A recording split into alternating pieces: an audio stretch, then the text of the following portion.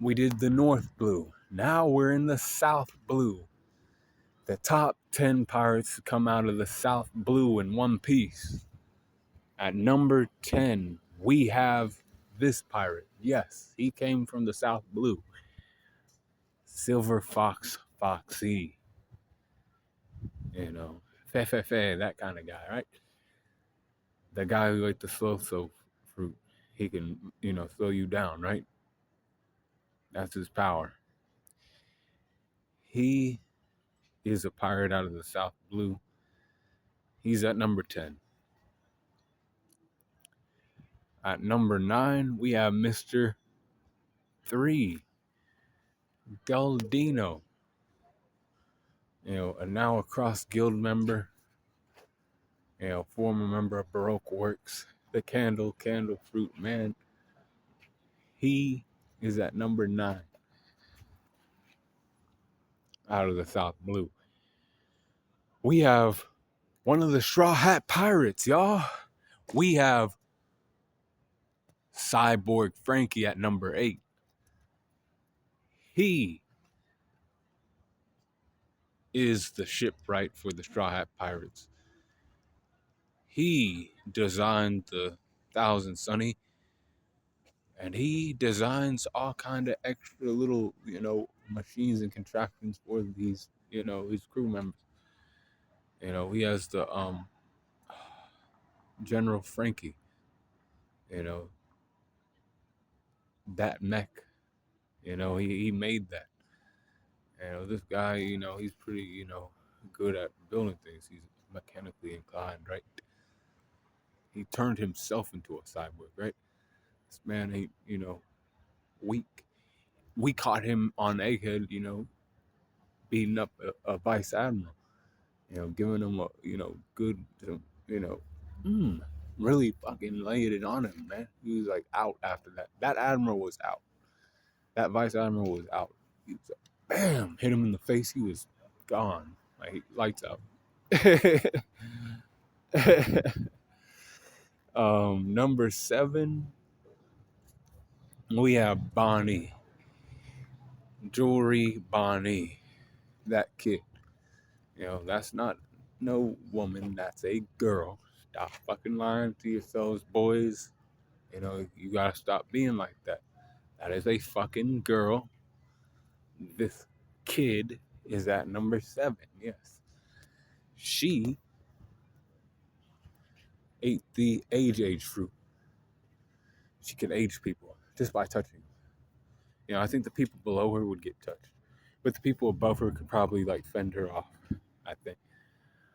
And she can also use distorted future to see herself as, or use certain techniques. She knows about Nika, right? Because her daddy talked about it, or the person she knows to be her dad talked about him. So she saw into a future where she was that, right? She was able to take on some Gear 5 characteristics. Not forever, but just for a little bit. So yeah, she's at number 7. But at number 6, we got Killer. Killer of the Kid Pirates is at number 6. He didn't have a devil fruit until he went to Wano and they forced him to eat a smile fruit. He was Kozo, a guy who was running around chopping people down, and Zoro came upon him. Of course, Zoro had to put a stop to that shit, right? But then he, went and he helped them fight against Kaido. He went and he took down Basil Hawkins. He's at number 6 from the South Blue. There are 5 pirates more powerful than he is. And one of them is Lucky Roo from the Red-Haired Pirates. He's quick, y'all, but not like that. Hey, man, he's quick, but not like that. Guess what, man? He's quick with that trigger finger. He ain't quick with, the moving around and shit. Hey, man, that's why he's laughing at y'all. He knows it himself. He knows that he's quick at pulling that trigger. He'll kill you. He'll have you fucked up with some bullets. He'll have lead inside of you real quick. But when it comes to running a race, Boy, he ain't winning that. That's why he laughs, y'all. Because you people think that he's the fastest character in One Piece. Come on, man. You know that's just that trigger finger he has. He's the quickest um gunslinger in, One Piece. And he's, not as accurate as Yesop, but he's still accurate.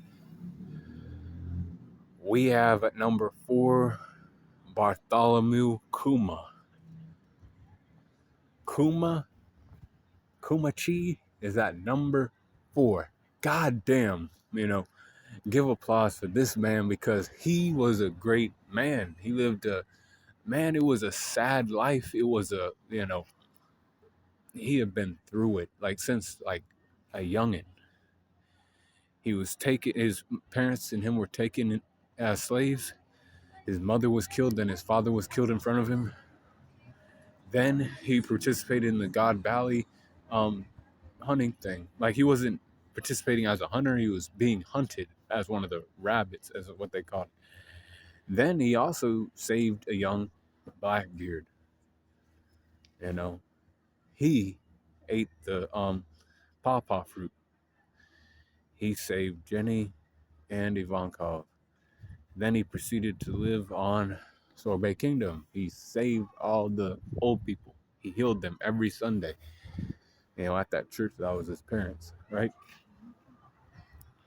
He then stopped Bakuri when he was trying to, fuck these old people up. Eventually he joined the RA, the Revolutionary Army. Became, one of the founding members of that with the dragon. He then, to save his daughter, he left the RA. Jenny got captured. She was found. She died. He was raising Bonnie. Then he found out his daughter had the same disease she had and she would die. She couldn't get it treated. Found Vegapunk and then he gave his body to his research. He was like, I want to make, clones of you and they'll be, fighters for justice. And he's like, okay, all this so I can get my daughter treated. And he did that for her. He sacrificed a lot for a lot of people, when you first meet him, you're like, oh man, he's kind of, a tyrant. He's kind of, evil or whatever. But it's like, he did it all for, the love of his daughter. And, for one day, maybe the world will be saved by somebody named Sanganika, named, you know. But Kuma's at number 4. He is powerful, man. He ain't weak. But these 3 people are more powerful than he is. Eustass Kid, for example, he has Conqueror's Haki. Don't know how to use it. He has the magnet fruit.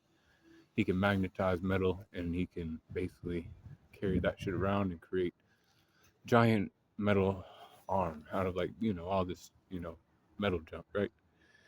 He helped bring down Big Mom. I'm not gonna sit here and, bash him like everybody else does. I'll save that for them. But he's at number 3.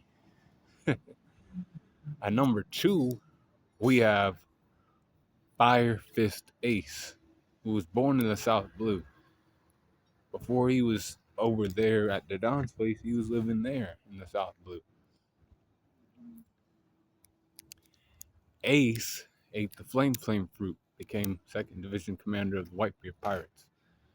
Tried to take on he did try to take on Whitebeard. He fought Jinbei for a couple days, fight Whitebeard for a couple days. He has Conqueror's Haki, but again doesn't use it.